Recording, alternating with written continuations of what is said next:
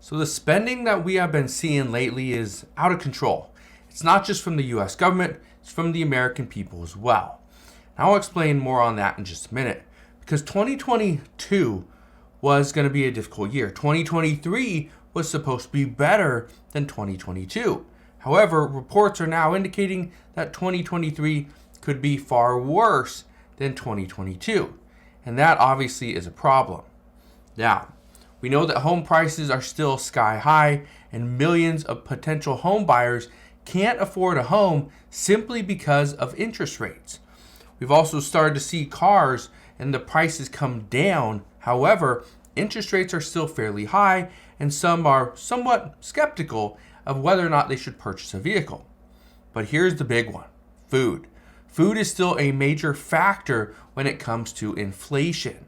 Food prices are continuing to rise, and according to experts, they're hurting millions of Americans, and we don't know when the price of food is going to fall.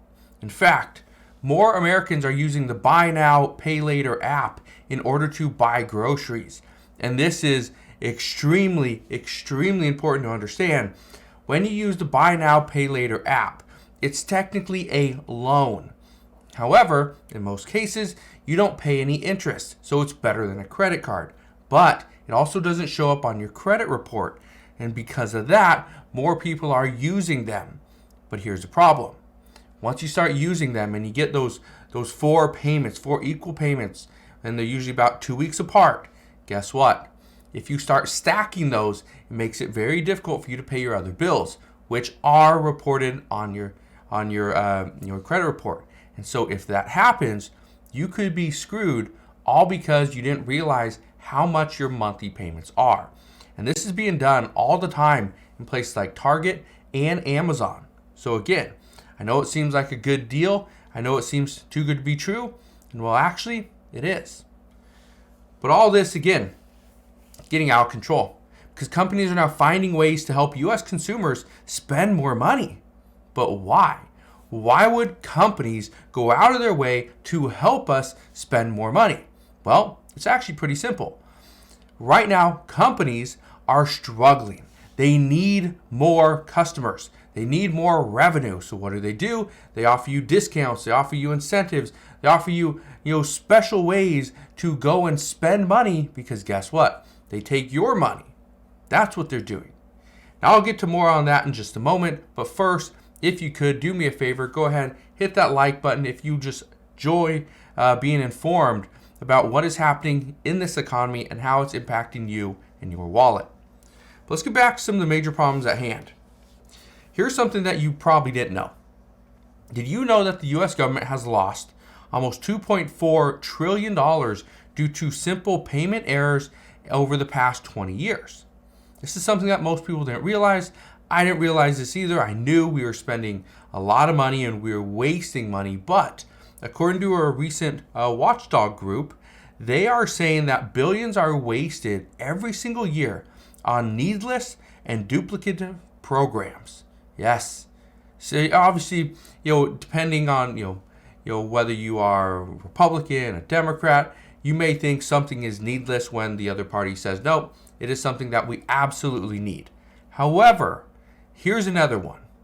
When we have a duplicative program, which means we have a program over here that covers this cost. We have a program over here that covers the same cost, but yet we just keep wasting the money. That gets approved all the time with Congress, because again, they don't read the bills. So we can easily sneak something in there. It will be additional money to the exact same program, and the money, in many cases, is never spent. Now, according to the president of the Citizens Against Government Waste, he says, and I quote, "The Government Accountability Office every year issues a report on duplicative and overlapping programs, and every year they find more and more of these programs." Again, I've said this before, this is nothing new. The only reason why this is making headlines is because of the number, $2.4 trillion over the past 20 years. That's a massive amount of money, okay? But here's the thing that is upsetting to a lot of people is the fact that the government doesn't want to change this. No, they want to keep spending. Again, this is a problem because the old ways of spending are continuing on as we speak. And this is what Republicans have been fighting for, is to get President Biden to agree that yes, we need to make some changes, we need to make some cuts, because right now we are overspending on things that we really don't need. But again, I don't know what's going to happen.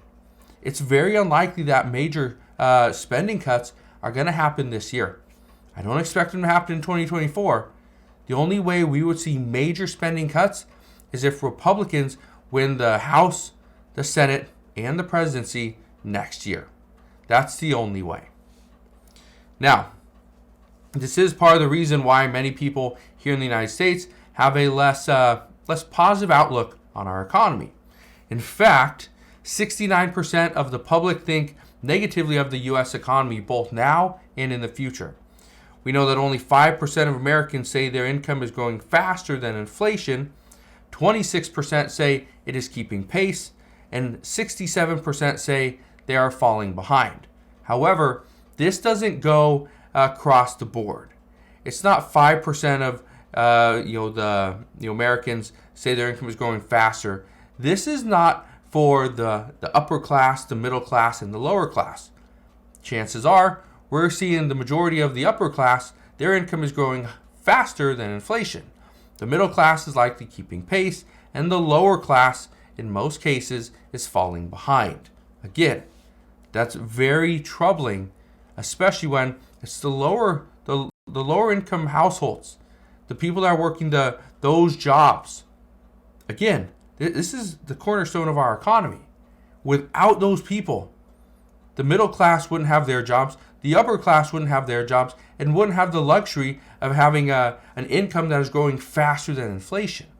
It just doesn't work like that.